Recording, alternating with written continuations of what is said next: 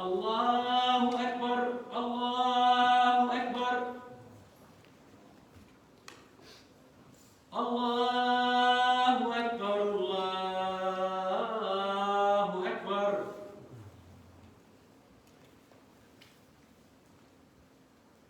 أشهد أن لا إله إلا الله أشهد أن لا إله إلا الله أشهد أن محمدًا رسول الله أشهد أن محمدًا رسول الله حي على الصلاة حي على الصلاة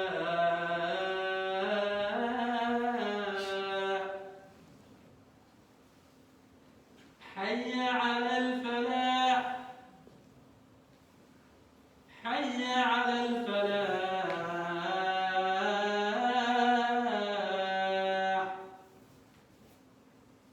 الله أكبر الله أكبر لا إله إلا الله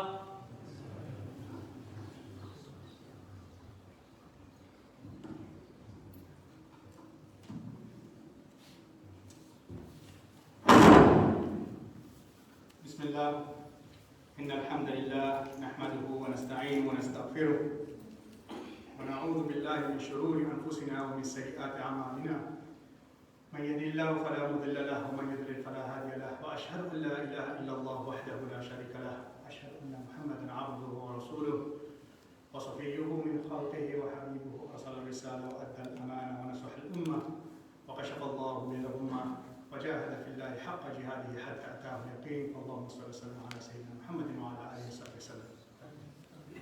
يا أيها الذين آمنوا اتقوا الله حق تقاته ولا تموتن إلا وأنتم مسلمون. يا أيها الناس اتقوا ربكم الذي خلقكم من نفس واحدة وخلق منها زوجها وبث منهما رجالا كثيرا ونساء واتقوا الله الذي تساءلون به والأرحام إن الله كان عليكم رقيبا. يا أيها الذين آمنوا اتقوا الله وقولوا قولا سديدا يصلح لكم أعمالكم ويغفر لكم ذنوبكم ومن يطع الله ورسوله فقد فاز فوزا عظيما. اللهم اجعلنا من الفائزين آمين. أما بعد فإن أصدق الحديث كتاب الله وخير الهدي هدي محمد صلى الله عليه وسلم وشر الأمور محدثاتها وكل محدثة بدعة وكل بدعة ضلالة وكل ضلالة في النار. نعاذ الله منا منكم من النار. رب اشرح لي صدري ويسر لي أمري واحلل عقدة من لساني يفقهوا قولي. Before I start the khutbah inshallah today, I have some few announcements. I want to put it in before it's too late because time runs really fast, and also some reminders. So tomorrow, inshallah, we have the vaccine clinic here at the masjid. It will be roughly around from 9 to 12. That will be the first dose for the vaccines. Please, please, please, if you haven't got a vaccine, please come here. You don't need to register. It's a walk-in. Come in, get your vaccine, leave. It's from 9 to 12. And then the next one will be, I think, 26th, June 26th. That's our first announcement. The second announcement is just to inform, I think we sent an email today in the morning, to inform about how much we collected. We had a goal, roughly 170,000. It sounds too much, but I think everyone knows that we are supporting 2 masjids right now. We have some expenses in the other masjids and insurance. We have lights, bills and stuff like that. We're still supporting that. Inshallah, make dua. We're still in the process of selling it. Make dua, inshallah, get sold. Everything happens for a reason. Everything. Allah makes things happen for a reason. You might not know. There is a reason why that masjid is sitting there. And subhanAllah, sometimes Allah shows you the reason at the end, after everything shows you, wow, that's the reason why. But sometimes we don't. Make dua, inshallah, we sell that. That's the second announcement. Oh, so I didn't finish how much we made. We collected roughly around 87,000. We haven't collected. Those were the pledges. We collected 31,000 roughly. 51 still in pledges. Please, if you haven't paid your pledges, you can pay. You still have time, but you know it's good. You know, we have to rush doing khairat. When you give sadaqah, you have to rush doing that because you don't know today if you'll be here or not, tomorrow you'll be here or not. We see people are dying in and out, so let's rush in paying off this thing. So that's the second. The third one is there's a vacancy. I'm trying to include all this because I know at the end people are going to leave, and I'll try to finish on time, inshallah. We'll have a short khutbah, inshallah. The third is there's a vacancy for the teachers, for the WIS teachers, the Islamic school, the weekend Islamic school. We have a vacancy. Please, please, please. We need teachers. Send us email if you're interested. We need to help our kids, inshallah, teach them deen. This is the opportunity that we need to take to share your time. As I said before, I think we said this before, it's easy for someone to give $10, $20, $1,000. It's easy. Time is not easy. Each Sunday, spending with the kids, but wallah, the barakah is from Allah. You get the thawab and you see the blessings in doing stuff like that. Time is, as Prophet ﷺ, there's time. Time is one of the blessings we do have. So, inshallah, if you're interested, please send us your resume or contact us. We'll inform. The fourth thing, the last thing is a reminder. And this is important. This is a reminder for you. It's a benefit for everyone here. We talk about this many times. We know about the hadith of the Prophet ﷺ that whoever fasts the 30 days and follows it up with the 6 days as if he fasted a whole year. So imagine 6 days. If you haven't fasted, try to fast. I think if it's I think with 24th, 25th Shawwal. So if you start tomorrow, if it's 30th, you'll complete those 6 days. Please, please. It's not for my benefit. It's for your benefit. Every small things you do in this world, it will benefit you in the hereafter. Every small thing, no matter how small it is. It might be minute to you. It might be playing sunnah here after the Jumu'ah prayer. It might be, making dua, making the istighfar, the 33. Those are small things. To us, it's mere, but to Allah, it's maybe a huge thing, and that might be the balance for you to enter into Jannah. So this 6 days is a reminder for you. Try to do it. And subhanAllah, think about it. How hard is it to do 6 days? It is hard. And you know why? Because it needs patience. You need a lot of patience to do those 6 days because you're not forced to do it. It's not a must, it's just sunnah. And this is what we have in our mindset. Yes, we think about this. It's sunnah, it's okay, it's not a big deal. It's fard, I have to do it. Who prays, who wakes up in the middle of the night to pray the Hajj? It's sunnah. Now imagine if the Prophet ﷺ gave Allah gave him the command to pray the Hajj as fard. Everyone will be waking up the masjid before. Why are we here right now? Because it's a must for us to be here. Yes, some of us, we have the love of coming to the masjid and praying. But imagine, this is a sunnah. Do you think we'll be full here? No. So it's that patient. And this is what we're going into this topic today. Today, inshallah, the khutbah today, we want to talk about patience. Being patient with your fellow human beings, being patient. It's a big blessing. Allah gave us this as a blessing for us, to be patient with others. Everyone is born different.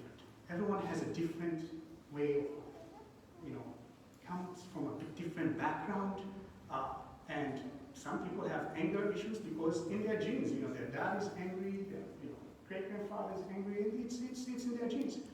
But controlling that, being patient when someone, try talking back to you and you're holding yourself back, that's the big blessing. And Allah subhanahu wa ta'ala rewards people in that person. The Prophet sallallahu alaihi wasallam tells us about this, that if someone seeks, this is in Bukhari, if someone seeks patient, Allah will grant him patience. And the biggest, the greatest, the comprehensive, the better blessing from Allah is the blessing of patience. This is in the hadith. It's not me who's saying it, it's in the hadith of the Prophet sallallahu alaihi wasallam. That it's a big blessing, and we have to think about it. We have to think about the way we grew up. We have to be patient with our kids. This is the main point here. The kids, subhanAllah. We have to understand this. We're living in a different world. Most of us came from different countries. We grew up differently. Kids here does grow up differently. They have different companions. They go to school. 90%, maybe 95% of their friends in school, they're not Muslims. They will do things they want to do. They're young, they're growing up, and they will learn this. They come to ask you, why don't we do this? Why do we do this? They will ask questions like, why do we believe in Allah? Is it really truly that Islam? Is it truly the religion of Allah? Why about all the other religions? We have to learn our deen to explain it to them. We cannot go whacking them and saying, astaghfirullah, don't say that stuff. It's a different world. We grew up in a different era, different time, different land. Here, everything is different.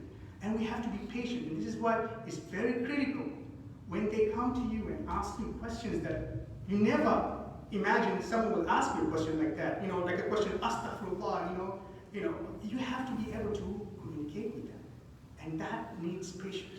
We cannot go back, because when we reinforce that patient, when they see that patient from us towards them, they will replicate it to others. And that's what, so our kids, our parents, we be patient with them. SubhanAllah, our parents grew up in a different era than where we grew up. Our parents, they don't want to hear this. You need to wake up for the Hajj, you need to wake up for the Hajj. No, it's Sunnah. No. You need to wake up for the Hajj. That's a different era. Everything is different era. So we have to be patient. We have to be patient with our spouses, alleged spouses, the last, wives. It's hard. It's very hard to be patient with the spouses. Why? Reason is because you cannot throw away your kids. That's your bloodline. You cannot throw away your parents, your bloodline. You can throw away your wife, your husband. You just met that person, married, got kids together, but it's not your bloodline. That's why it's easy. That's why you see divorce rates going up big time. Because there's a disagreement. And believe me, I don't know about you. I'm not that much experience in life, but I don't think they're two perfectly, built people in this world, a man and a woman, that they're perfect with each other. There will be ups, there will be downs. Even the Prophet ﷺ had ups and downs with the wives.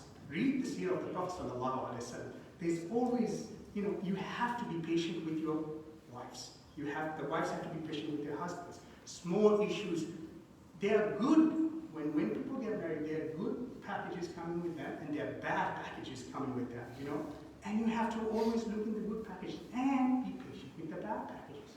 We have to be that. We have to do that. SubhanAllah, it's scary. Read the news. Read about about the percentage of divorce in the Muslim world. It's skyrocketing. People are divorcing here and there. SubhanAllah.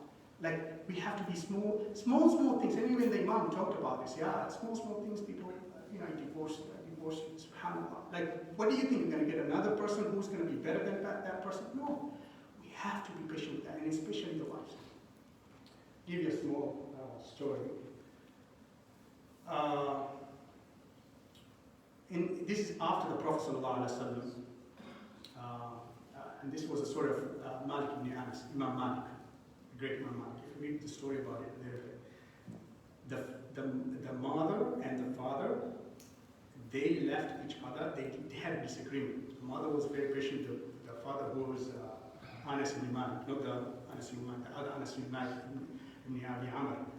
He there was a misagreement, and didn't agree with the wives and stuff like that, and left for 30 years. Didn't know that, the day we left the previous night, that's when the consummation of Malik happened. So Malik grew up with the father, and the father went all the way to Sham and was doing businesses up there. 30 years, came back, tied the camel, went to the masjid. Imam Malik, if you guys really know about Imam Malik, the Prophet, most of the scholars say there was a hadith of the Prophet ﷺ which says that the Prophet ﷺ said, very soon people will be running to get knowledge. All over the world they will be coming to get knowledge.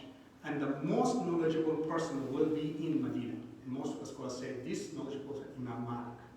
This is the greatest Imam. He used to give khutbahs and fatwas in the minbar of Rasulullah sallallahu alaihi wasallam, the minbar of Abu Bakr, where they stood there, Uthman, and he gave the. So the father came back and he was trying to, stop there. We usually people stop. This 30 years, I thought everything is gone. Came inside there, and subhanAllah, there are some people, they move. I've listened to some of the talks of some scholars. Subhanallah, when they talk, they move. They move. And people are everyone is quiet. And this Imam Malik was one of those. When he talks, Subhanallah, he gives good fatwas and stuff like that. People are just listening quiet. So the father was really amazed. He didn't know that that's the son, and he asked, who's that? He's very famous. This person is very knowledgeable. This is Malik. This is Malik. Malik ibn Anas. Oh, Malik ibn Anas. Who's his dad? His dad must be proud. People know his dad, and usually back then, they usually follow it out. He says Anas ibn Malik. He realized, subhanAllah. And he couldn't take back those 30 years have been together. And the reason was a small issue, small disagreement. And subhanAllah, this is the patience, we have to be patient. There are sometimes we'll be up, sometimes we'll be down. It's never going to be flat all the way, from the time we got married to the kids. In fact, most of us will attest, when we get kids, that's when things go crazy. Kids want this, kids. We have to be patient. 2 years old, the kid is crying. The mom is like tired. Dad, can you go and help? No, I'm tired. You go and help. No. It's hard. It's that. أقول قولي هذا وأستغفر الله لي ولكم ولسائر المسلمين فاستغفروه إنه هو الغفور الرحيم وهو البر الكريم.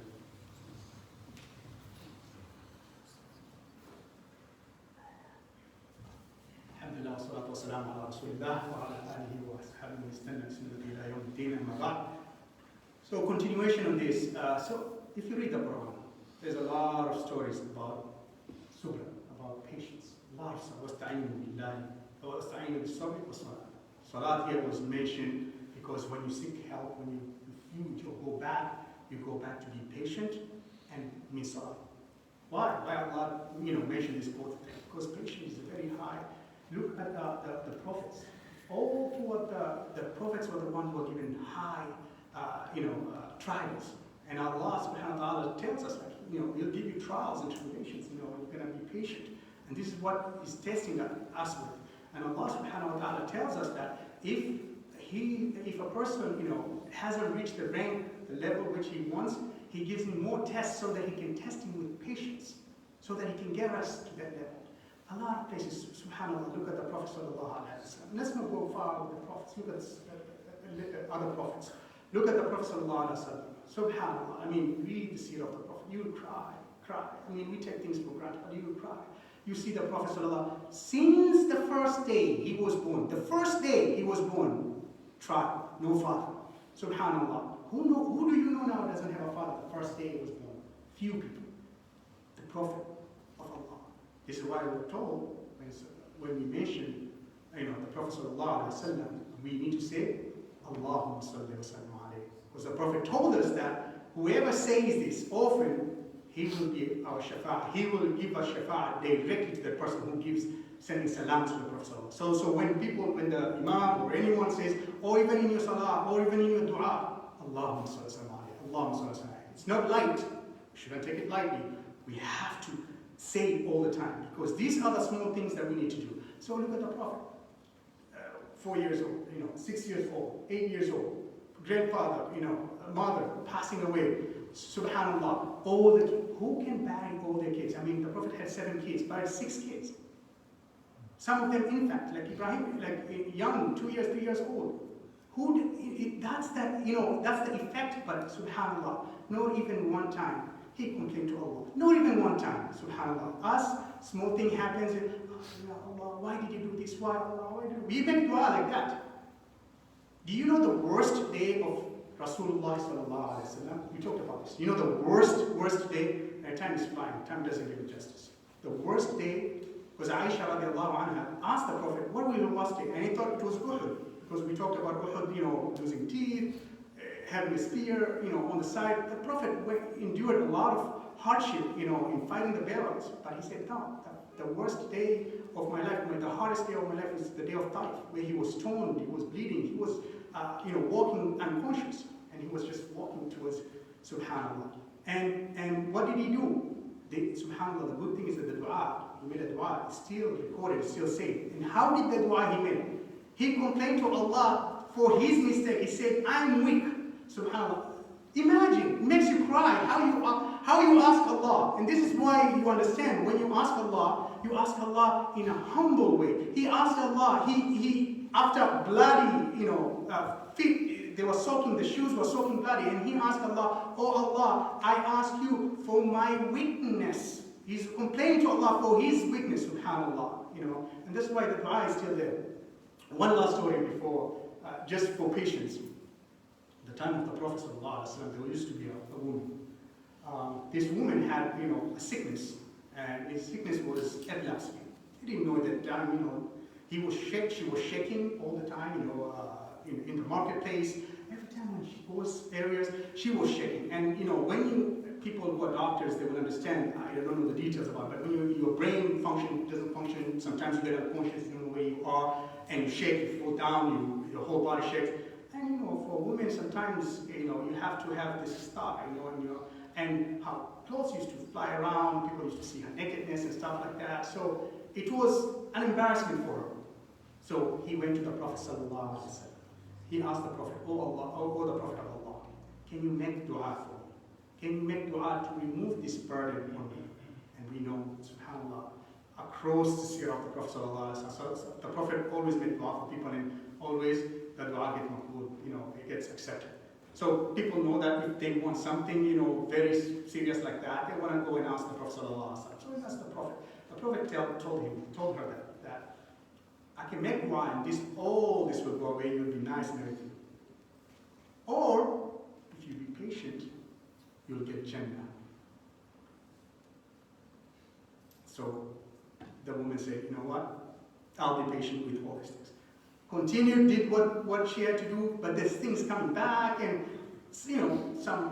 the kids, laughing. When you see stuff like that, sometimes it's in the time of the Prophet, it's the Bedouins and stuff, it's different than what we are right now. The way, the respect and modesty and stuff like that is different.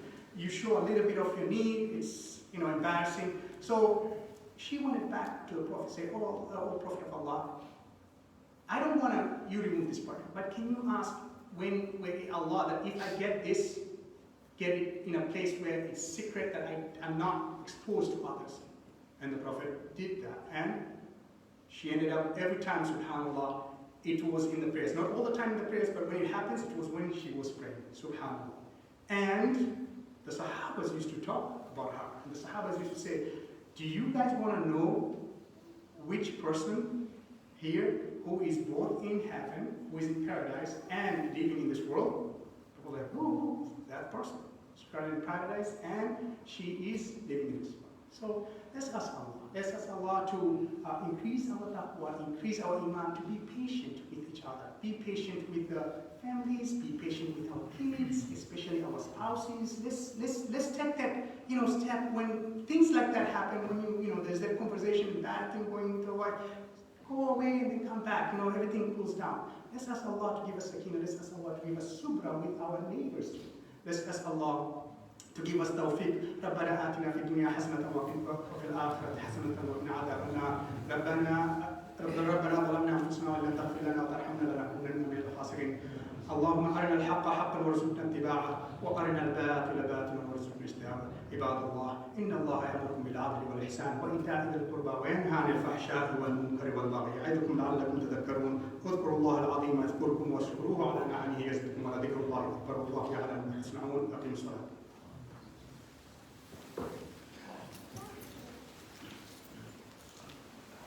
الله أكبر الله أكبر أشهد أن لا إله إلا الله أشهد أن محمدا رسول الله حي على الصلاة حي على الفلاح قد قامت الصلاة قد قامت الصلاة الله أكبر الله أكبر لا إله إلا الله.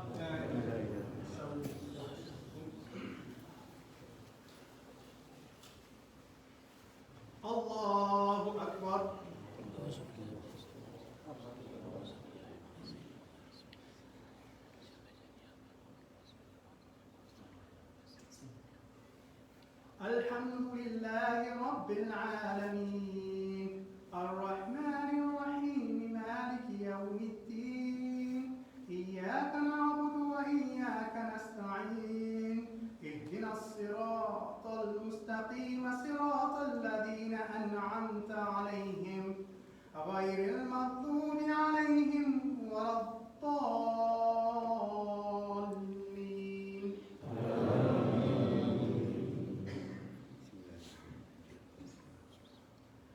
سبح اسم ربك الأعلى الذي خلق فسوى والذي قدر فهدى والذي أخرج المرعى فجعله غثاء أحوى سنقرئك فلا تنسى إلا ما شاء الله إنه يعلم الجهر وما يخفى ونيسرك لليسرى فذكر إن نفعت الذكرى سيذكر من يخشى ويتجنبها الأشقى الذي يصلى النار الكبرى ثم لا يموت فيها ولا يحيا قد أفلح من تزكى وذكر اسم ربه فصلى بل تؤثرون الحياة الدنيا والآخرة خير وأبقى إن هذا لفي الصحف الأولى صحف إبراهيم وموسى. الله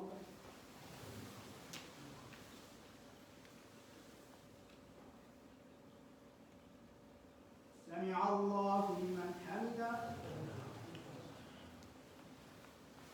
الله أكبر.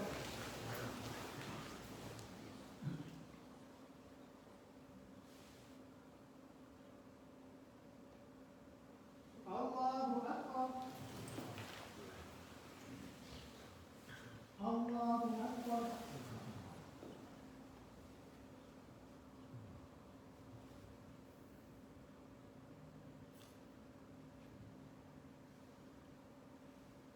الله أكبر. الحمد لله رب العالمين الرحمن الرحيم مالك يوم الدين إياك نعبد وإياك نستعين اهدنا الصراط المستقيم صراط الذين أنعمت عليهم غير المغضوب عليهم ولا الضالين.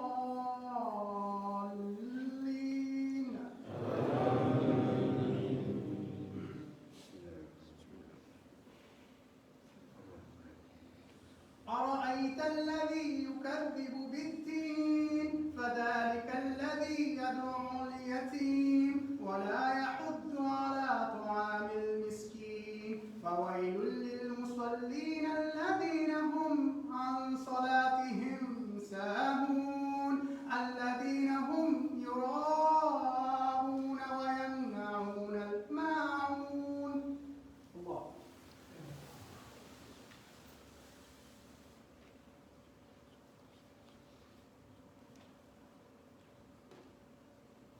سمع الله لمن حمده.